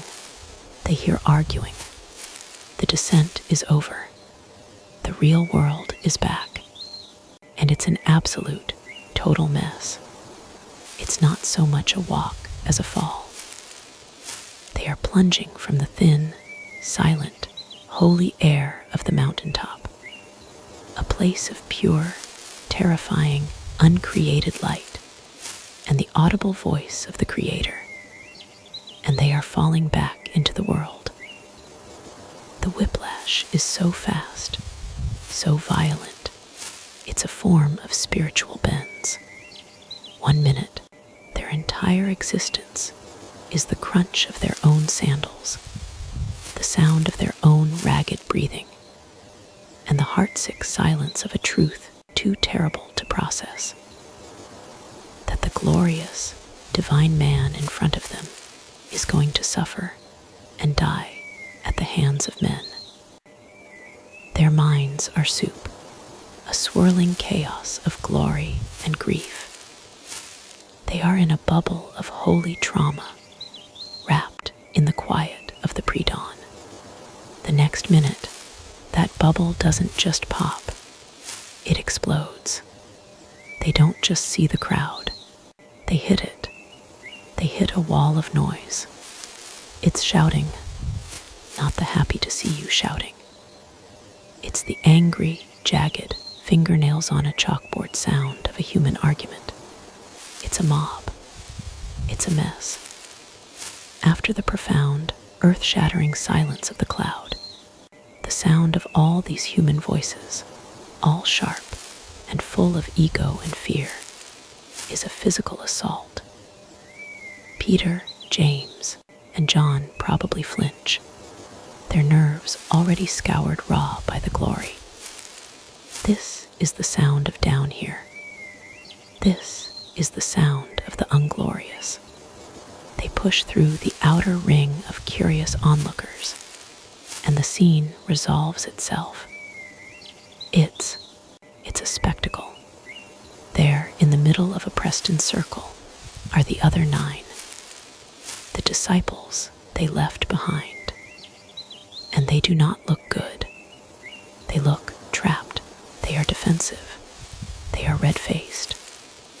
Thomas is probably trying to reason with someone, his hands up in a placating gesture. Andrew looks worried, looking back up the mountain, as if to say, "Any time now, Lord, any time." Philip is probably trying to calculate the odds of this ending well and failing. They look powerless. They look embarrassed. They look human. And who are they arguing with? Oh, just their favorite people, the scribes. Of course, the theologians, the experts. And they are not here to help. They are gloating. You can just see the smug, satisfied look on their faces. They have finally caught the disciples of this rogue Nazarene in a public, undeniable failure. They're probably pointing, their voices dripping with scorn. What's the matter, boys? Your master not here to do the real work. Tried one of his tricks, and it didn't work. Tusk, tusk. Maybe you didn't say the magic words right. Or maybe, just maybe, this whole thing is a fraud. The 9 disciples are flustered, trying to defend themselves. He gave us the authority. It's just a stubborn one. He'll be right back. But their protests sound weak, pathetic. They have been caught failing. The crowd is eating it up. Some are mocking with the scribes. Others are just there for the show. It's entertainment. It's a theological street fight, and the home team is losing. And then, as Jesus, Peter, James, and John step into this circus, someone in the crowd sees him. It's him, it's the master, and everything shifts. The entire mob, in one fluid, messy motion, abandons the argument and surges toward Jesus. Mark says they were greatly amazed. Why? Maybe because he showed up right at the moment of peak chaos. Maybe, as some have wondered, there was a residue of the glory still on him, a faint wrongness to his features, like Moses coming down from Sinai with a face that shone. The text doesn't say, but they are overwhelmed to see him. They are running to him. The scribes fall silent, their smug looks turning sour. The 9 disciples just look, profoundly relieved. Oh, thank God, he's here. Now it's over. Jesus just stands there for a moment, letting this wave of human chaos wash over him. He's just come from the ultimate order, the divine counsel, the peace of his Father's voice. And now he's in this, the mess, the failure, the noise. He looks at the scribes, his eyes hard. He looks at his flustered disciples, and he asks the whole, surging, shouting mob one question. What are you arguing with them about? His voice isn't loud, but it cuts right through the noise. It's the voice of the teacher, the voice of authority. The scribes, a moment ago so bold, suddenly find their feet very interesting. His disciples are too ashamed to answer. And then a voice cuts through the silence he just created. It's a voice of pure, unadulterated desperation. A man, a father, fights his way out of the crowd. He's a wreck. His clothes are torn. His eyes are wild with sleeplessness and terror. He doesn't just walk to Jesus. He falls. He gets on his knees. He's not here for the theological debate. He's not here for the show. He is here as a last resort. Teacher, he gasps out, and you can hear the tears in his voice. I brought you my son. He gestures, and the crowd parts. And Peter, James, and John see him, the reason for the chaos. A young boy, maybe 10, 12, and he is not well. The father, still on his knees, his voice cracking, explains. He is possessed by a spirit that has robbed him of his speech. This isn't just a sickness. This is an invasion. The father describes it, and the picture gets uglier and uglier. This is the antithesis of the glory they just saw. Whenever it seizes him, the father chokes out. It throws him to the ground. Imagine this: a family meal, a walk to the market, a constant, low-level terror, never knowing when the thing inside your child will just detonate. He foams at the mouth. He gnashes his teeth. He becomes rigid. This is a life of horror. This is a child being tortured daily, from the inside out. This is a deaf and mute spirit, as Jesus will later call it.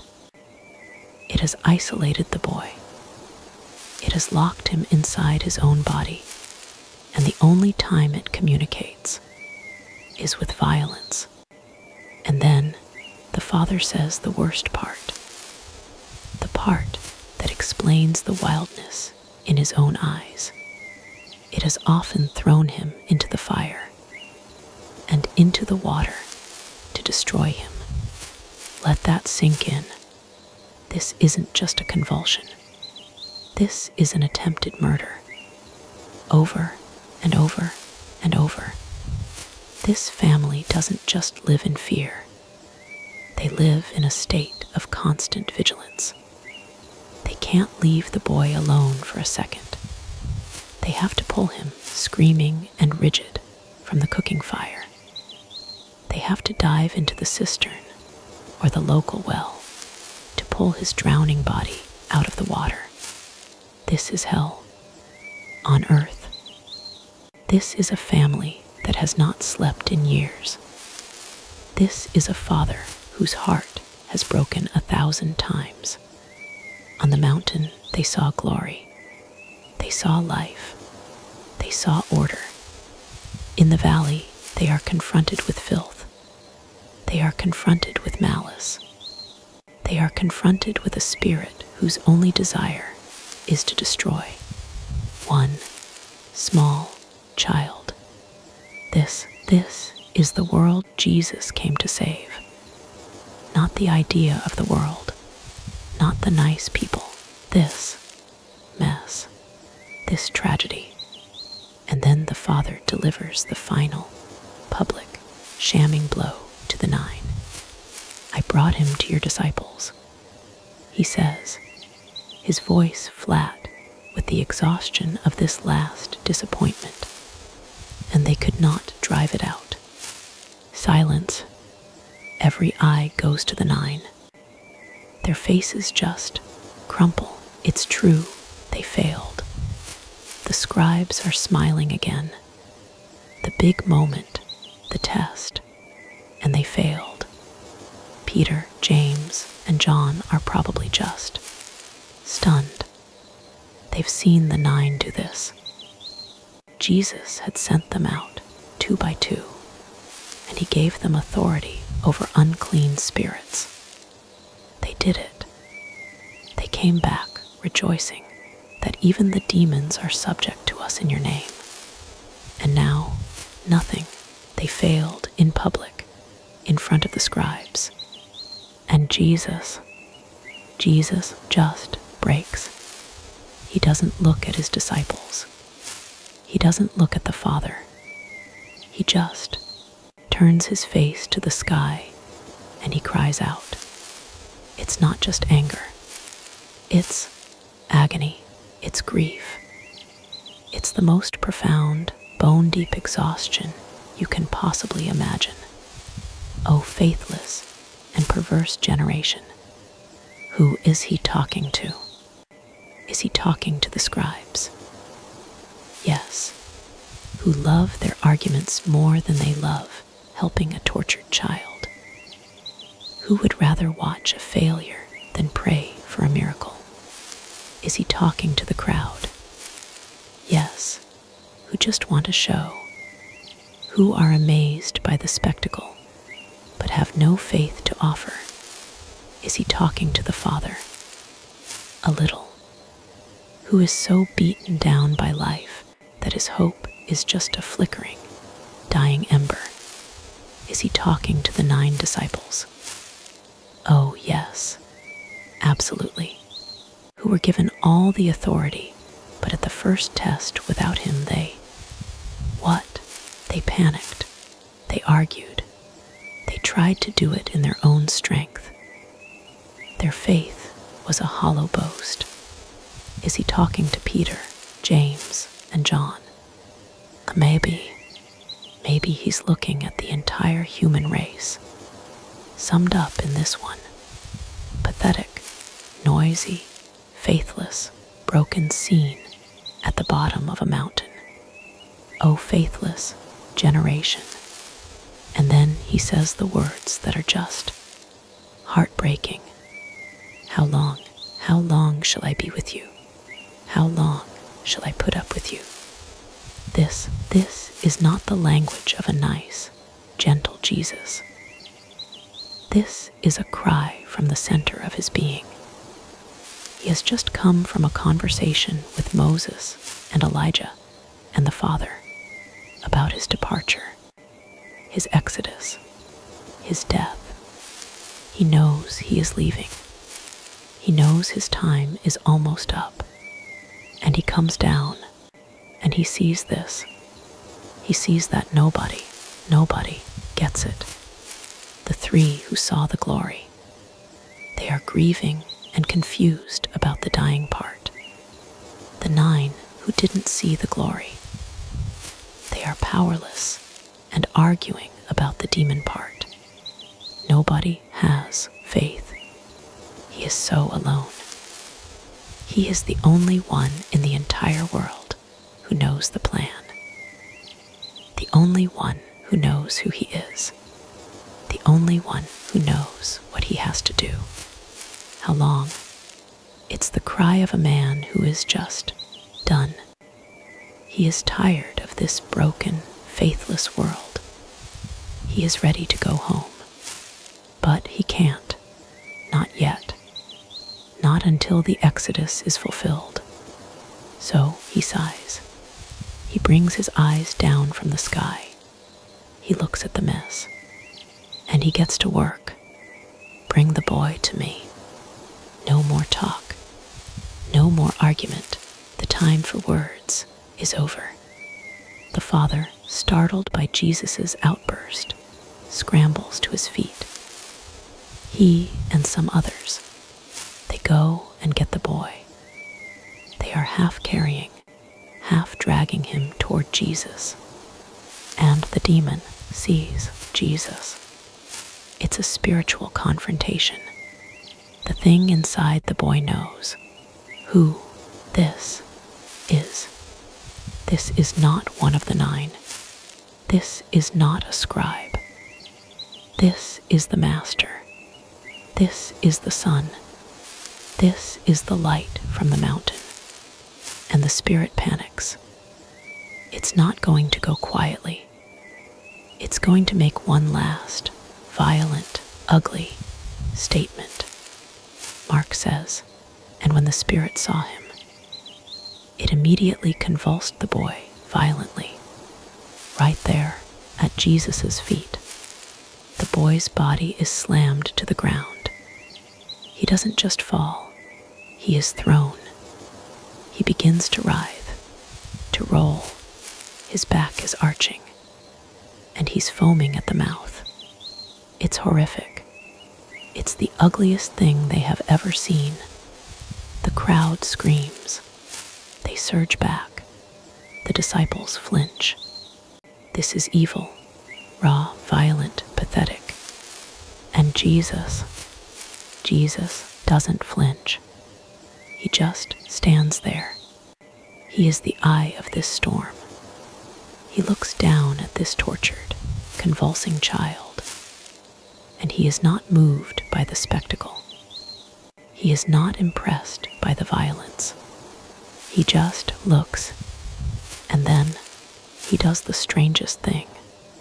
He doesn't immediately cast it out. He's not in a hurry. He turns to the Father who is watching his son writhe at their feet, the Father who is probably trying to apologize. I'm sorry. And Jesus asks him a question, a simple, calm, pastoral question. How long has this been happening to him? It's almost clinical. It's the sound of a doctor taking a history, but it's more than that. Jesus knows the answer. He's not asking for information. He's asking for connection. He is drawing out the Father's pain. He is honoring the lifetime of grief this man has carried. He is stopping the chaos of the moment to validate the agony of the past. The Father, thrown by this calm, kind question in the middle of this violent fit, just answers. The story just pours out of him. From childhood, a lifetime. This isn't a new problem. This is a hopeless problem. And then his eyes go back to his son, rolling in the dust. And it has, often, thrown him into the fire and into the water to destroy him. He says it again, to destroy him. That is the goal. And then All the grief, all the disappointment, all the years of failed remedies, and the public failure of Jesus' own disciples. It all just collapses into one last desperate plea. He looks at Jesus, and his faith is so small, it's so broken. But if you can do anything, please take pity on us and help us. If you can. He's not even sure anymore. He's seen the best, the disciples, fail, so now he's just begging, please, if there's any chance. And that is the word Jesus seizes on. Jesus' eyes, they just lock onto the Father. The grief is gone, the anger is gone. Now it's intensity. If you can, he throws the word right back at the man. He's almost offended by it. If, don't you understand? If is not the problem. And then he says the line, the one that reframes everything. All things are possible for one who believes. He's not saying, I can't heal him unless you have faith. He's saying, you are looking for the power in the wrong place. You are asking if I can, when the real question is if you can believe. He is demanding faith. Not perfect faith, but some faith. He's telling the man the sickness is not the only problem here. The unbelief, the faithlessness of this entire generation, that is the disease, and the healing starts with you. You have to step out of that faithlessness. The Father is crushed by this. He's on the spot. The healer is here. The healer has just put the burden back on him. And this poor, exhausted, broken-hearted father, he just shouts. He doesn't say it. He cries it out. It's a scream.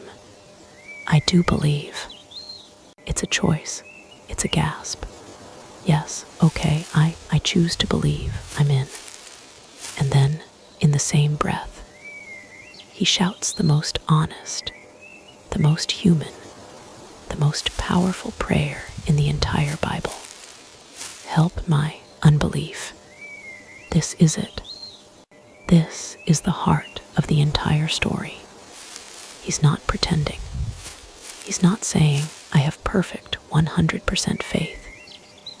He is saying, I have faith, I choose it. But it's weak, it's small. It's drowning in years of doubt and despair and disappointment. My will says yes, but my feelings, my experience, my broken heart, it's all screaming no, I'm doing my part. Now, please, God, you have to help the part of me that can't. That is the faith Jesus can work with. Not a proud faith, not a perfect faith, an honest faith, a desperate faith, a faith that knows it needs help. It's the mustard seed. It's tiny, but it's real. And Jesus, he honors it. He looks up. He sees the crowd, which had backed away from the convulsing boy, is now running back. They're surging in to see the climax. And Jesus, he's not here for their entertainment. He's not doing this for the show. He does it now. He rebukes the spirit. He talks to the demon. And his voice is not grief-stricken anymore. It is pure, royal command. You deaf and mute spirit, I command you. He's not asking. He's not praying. He is commanding. Come out of him and never enter HIM again. That last part is everything. This isn't a temporary fix. This isn't a get out for now. This is salvation. This is permanent. This is Jesus sealing the door. This is restoration. And the Spirit, it knows it's beaten, but it's not going to go without a fight. It's going to do exactly what it said it wanted to do. It's going to try and destroy him. It shrieks. It's a sound that is not human. It's a sound from the pit. It's a sound of rage and defeat, and it convulses the boy violently, one last awful spasm. It is the ugliest, most violent display. Yet, it's the climax of the evil. It's the temper tantrum of hell in the face of the king. And then, the Spirit is gone, and the boy is still. He's so still. He's not moving. He's not breathing. He's limp. His eyes are closed. He is pale. He is like a corpse. The crowd, they're not cheering. They're gasping. They are whispering. He's dead. The cure. It killed him. The Spirit. It won. It did destroy him on the way out. He's dead. This is the ultimate failure. The Father, his face, it just shatters, he believed. And his Son is dead. The disciples, their shame is now horror, their master. Just killed a boy, the scribes. They're not smug anymore. They're just terrified. This is the bottom. This is the grave. This is defeat. It's exactly what it will look like in Jerusalem. It will look like death. It will look like failure. The crowd will say, he is dead. Peter, James, and John, they are frozen. They are watching this. Risen from the dead. The boy is dead. But Jesus, he is not panicked. He is not horrified. He is not defeated. He looks at the corpse. He looks at the crowd. He looks at the Father. And very calmly, he leans down. He ignores the whispers of he's dead. He ignores the logic of the failure. He just reaches out his hand, the same hand that touched Peter on the mountain, the mediating hand, the reassuring hand. He takes the dead boy's hand. He grasps it, and he lifts him up. The Greek is Eger and Otto. He raised him, and the boy, his eyes flutter. Color floods back into his face. He takes a breath, and he, Anast, he stood up. It's the same words, the exact same theological language of the resurrection. Jesus just acted out a parable of the gospel. He showed them exactly what risen from the dead means. It means you have to go through the violence of the evil. It means you have to go through the stillness of the death. It means the crowd will look at you and say he is dead. It means it will look like a total failure. But Jesus will take you by the hand and raise you up, and you will stand. That is the lesson. That is the answer to the question. They were whispering on the descent, the transfiguration on the mountain, and the resurrection in the valley. They are not two different stories. They are one story. It's the story of glory and the cross and the resurrection, and you cannot have one without the others. Jesus gives the boy, healed, whole, silent, in a good way now, and breathing, back to his Father. And the crowd, they just explode. They are amazed. They are glorifying God. The scribes are gone. They have nothing to say. Later, they are inside a house. The crowd is gone. The Father and Son are home. It's just Jesus and the 12. And the 9, they are just stewing. They are happy the boy is healed, but they are deeply ashamed. They failed, and they have to know why. They wait until they are truly alone. And then, one of them, probably Peter, speaking for them, he asks the question, in a whisper, why couldn't we do it? They're not just asking about the demon. They're asking, what's wrong with us? You gave us the authority. We've done this before. What happened? Jesus looks at them. His face is patient now. The teacher is back, and he gives them 2 answers. Matthew's gospel gives us the first one. Because of your little faith. The Greek is oligopistia, small faithness. He's not saying no faith. He's saying it's tiny, it's weak, it's non-functional. And then he gives them the analogy. For truly I tell you, if you have faith as small as a mustard seed, the smallest of all seeds, he's saying your faith isn't even that big.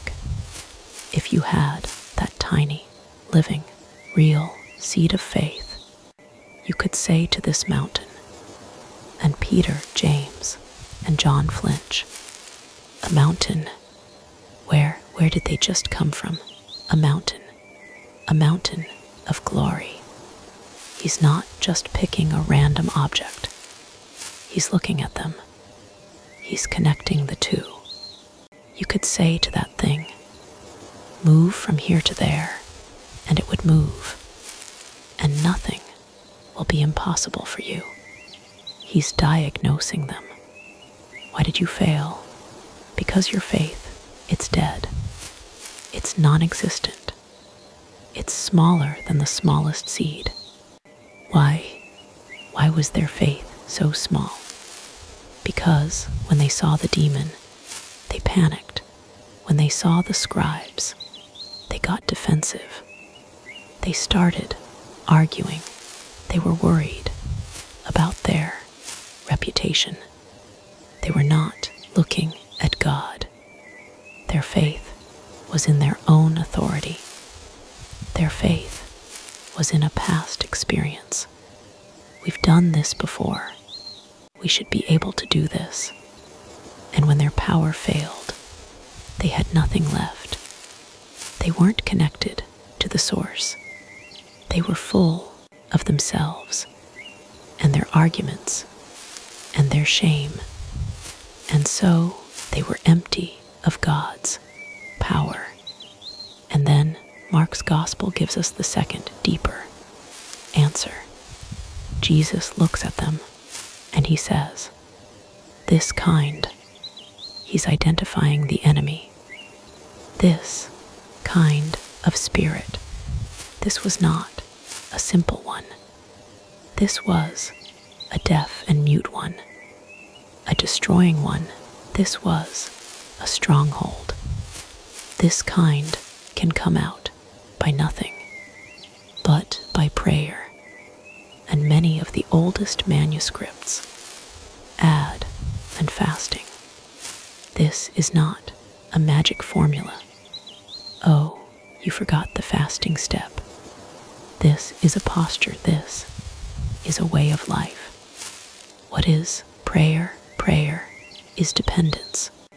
Prayer is the constant, moment by moment confession that says, I cannot. Prayer is the lifeline to the source, the nine. They weren't praying. They were arguing. They were performing. They were relying on themselves. And what is fasting? Fasting is desperation. Fasting is focus. Fasting is the declaration that this spiritual battle, this person's life is more important than my own needs. It is more important than food. It is the body obeying the heart. It is exactly what Jesus had told them a week ago. If anyone would come after me, he must deny himself. Fasting is self-denial. Prayer is dependence. You cannot cast out the spirit of destruction. If you are full of yourself, you cannot wield the authority of heaven. If you are not desperately dependent on the King of Heaven, the 9 disciples failed because they were not living the life of the cross. They wanted the power without the posture, and that is the final lesson. The 3 on the mountain had to learn that the glory must go to the cross. The 9 in the valley had to learn that the power only flows from the posture of the cross. Prayer, fasting, self-denial, desperate, help my unbelief, faith. It was all one sermon, from the silent, blinding, holy peak to the grieving, confused descent, to the screaming, demonic, faithless valley, to the stillness of a dead boy, to the quiet hand that raises him up. It's the whole story, the whole gospel in one whiplash day. And the disciples, all 12 of them, are sitting in that room, silent, humbled. The 3 who saw the glory, the 9 who demonstrated the weakness, and all of them are completely, utterly unprepared for what's really coming. But for the first time, they are all finally together, beginning just barely to understand what it really means to listen to him.